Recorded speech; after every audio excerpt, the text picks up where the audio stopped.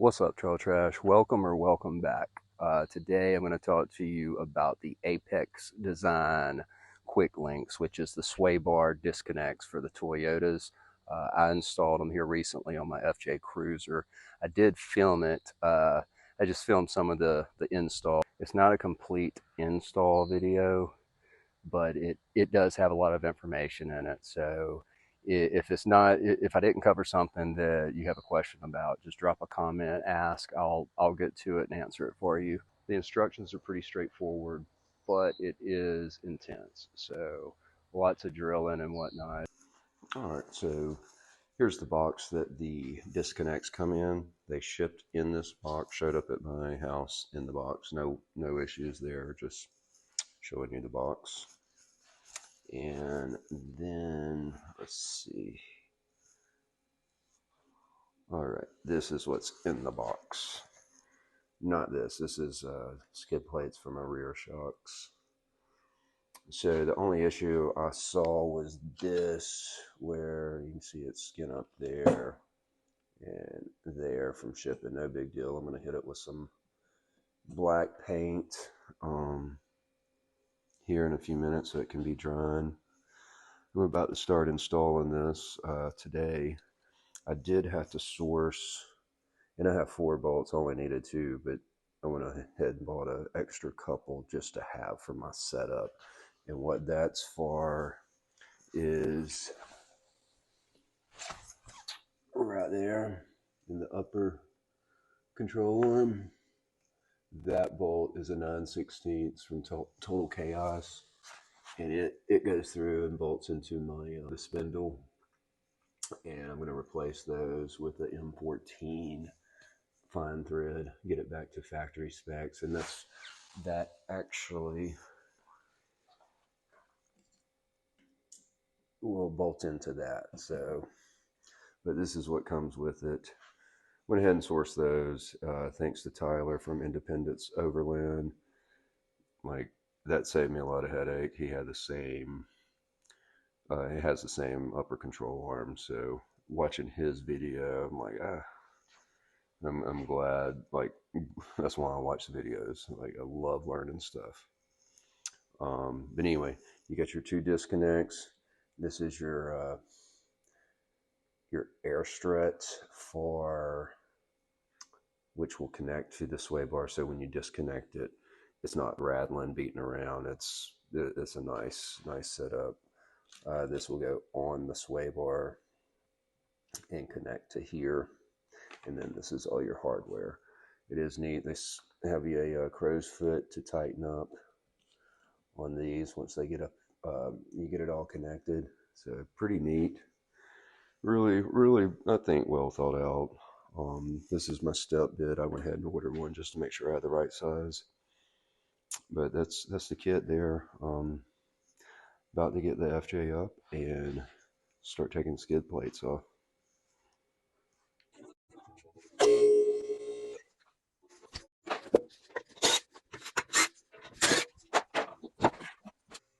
All right, before I start taking everything apart, this drop down bracket's going to go away, and it's connected to it's my bracket that holds the reservoir for my coilover setup. So what I'm going to do is cut both of these on both sides. I have these, so I'm going to cut these here, drill 2 holes, and put in a nutsert on both sides to hold this, just to keep that bracket so I don't have to buy more brackets and figure out how I'm going to mount it, because this is designed to be in this position, so I need it in that position. There's really no other way to turn it unless I change out my hose on it, so not wanting to do that. So that's my solution though, is I'm going to go ahead, before I take everything apart, drill 2 holes, 2 pilot holes on this side, 2 on the other side, and then I'll start taking apart everything and removing everything.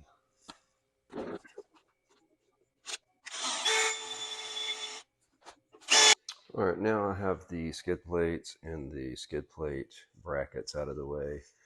I'm going to start on the end links, remove those on both sides, and then I'll take the bushings out there and remove the sway bar out. After that, I'll remove this end link, and we got to drill holes on through both sides.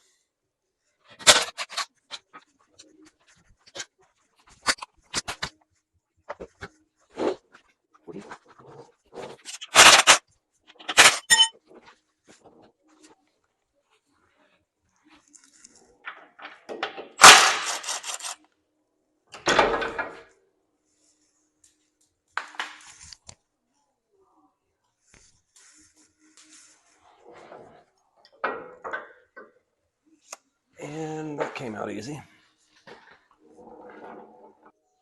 So now I've got to put this drill guide on here, and then I've got to take this to my brother's house. I don't have a vise here yet in my garage, so that's next on the list. I'm going to put this together, take it over to my brother's, drill it, because I got to have this in a vise. This is really hard metal, and it's going to take cutting oil, everything, just to get this right and make it to be able to do it efficiently. So I'll be back shortly. All right, so I've got the holes drilled on the sway bar, and I went ahead and installed the links, the end links, both of them with all the supplied hardware. And now I am about to drill into the frame. I've got my drill guide in place. I'll put a 1/4-inch hole on each of those, and then I'll drill a 13mm hole through on both sides, and then install the nut certs, which I'm waiting on my tool to come in now. I don't have a tool, so I'll have all this done and ready. And after that, I'll probably go ahead and place my bracket here as well and have it all ready, drilled out, ready to, once the tool comes in, I can install that. So that's where I'm at.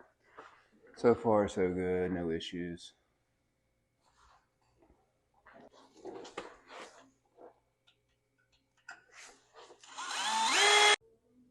All right, so I've got the 2 new holes drilled.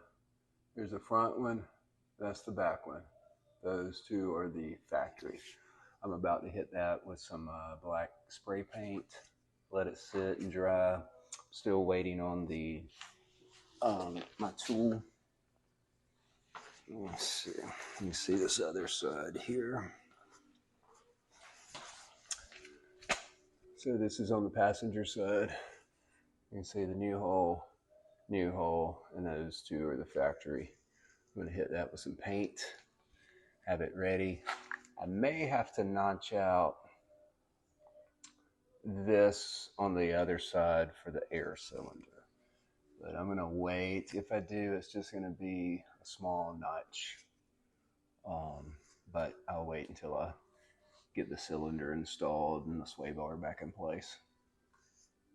While I wait on the nut cert tool, I am going to go ahead and break this nut loose and take this, secure all this so it don't fall apart, but take this out. I got to replace, this is the bolt I got to replace with a M14 1.5 pitch.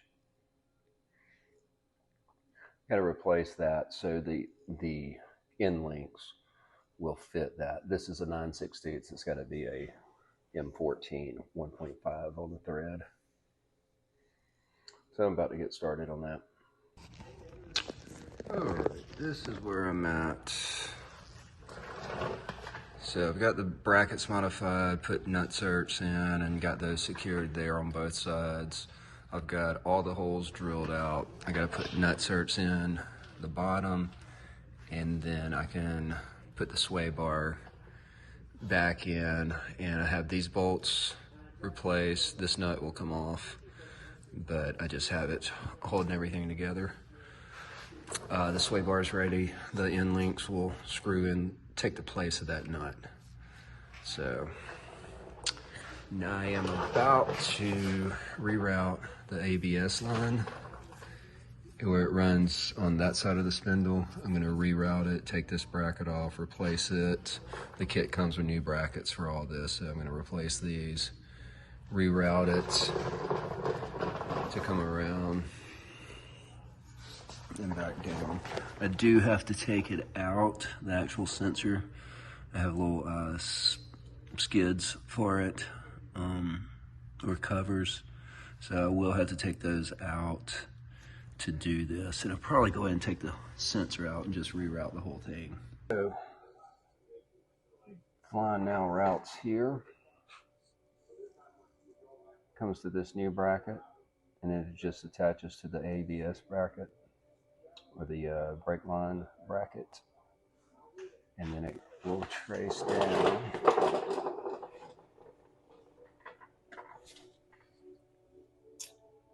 to inside there. Took off the existing bracket and placed the new bracket on there and zip tied it. So it is routed to where it needs to go. Now to the other side. All right, so today is the second day of the Apex Kwik LYNX that I'm installing. I'm going to show you where I got on the first day. Didn't really rush through it, kind of took my time on it. Went through the instructions multiple times, watched some videos, and just took my time, made sure I covered everything and got it right. And so far, man, it's really awesome so far. It looks good. Everything's worked out perfectly, no issues. So I'm going to show you, I'll turn the camera around and show you what got done yesterday. All right, this is on the driver's side. Got the ABS line rerouted, new brackets there, new bracket on the inside here. Let's see if we can see that. Yeah, right there's the bracket. Also, got these brackets done as well for my reservoirs. Those are nut certs into the frame. So, been wanting to do that for a while. Just didn't have a tool. Same thing was done on the other side. Let me get over here. You see everything. You see my new bracket here. New bracket on the back side there. ABS line routed on the back side. This bracket's also done. And today, I gotta put my nut certs on both sides. And then you can see the, so here's the sway bar that I did all this yesterday as well. It's ready to go on now. I have the center links out of it. I've got to install this and then set this bracket and take some measurements and mark it up, and then drill a small hole for the dowel pin on the bracket for the air bracket. All right, so I have the sway bar put back in. I have the Kwik LYNX connected. This is just a dry fit. I got to do some measuring for the air cylinder, which goes from there to there, and fit that up. And then after that, or actually taking it back off, drilling for the dowel pin, for the clamp, and then bolting everything back together. And I think I should be good. All right, so now I have everything installed. Got the links there. Got the air cylinder installed here, have it pumped up. Got the sway bar installed. Everything's torqued down, torque these down. This is the section I had to replace these bolts to match up to this. Not a big deal. Got them trimmed down, proper lengths, everything test fitted. Everything's good. I have my cylinders remounted there. I did not have to cut my bumper for the Tinker design. Their bumper, his bumper, you do not have to cut it. Everything has plenty of clearance. So that's that. I'll go to the other side. So on the passenger side, you see I've got that bracket relocated, changed out this bolt, got this torque down, got my links in place, sway bars bolted. Now I do have to get a clamp. Let me see. Yeah, I cut the wrong side off after, like, I really paid attention to make sure I had the right side. I had the right side, but the sway bar was flipped upside down, so it was actually the opposite side. So went ahead and installed it, and I can put that clamp on. It'll be here Tuesday. It was like $10. So got a stainless steel collar clamp for this size, which is like 1.16 inches, I believe. So I'll show you that once I get it and put it in. Yeah, I'm about to put the skids back in place and lower it down, put the wheels and tires on, and that's it. I'm done. Now I'll show you how this works. You just pop them out, and then from there it will flow up and down. This will flow up and down. You see it bottoms out there, so it's got that clearance to move freely with no noise because of the air cylinder. The air cylinder keeps it steady and keeps it from rattling and all of that. Again, you just pull that out to put it back. To put it back, you just stick there.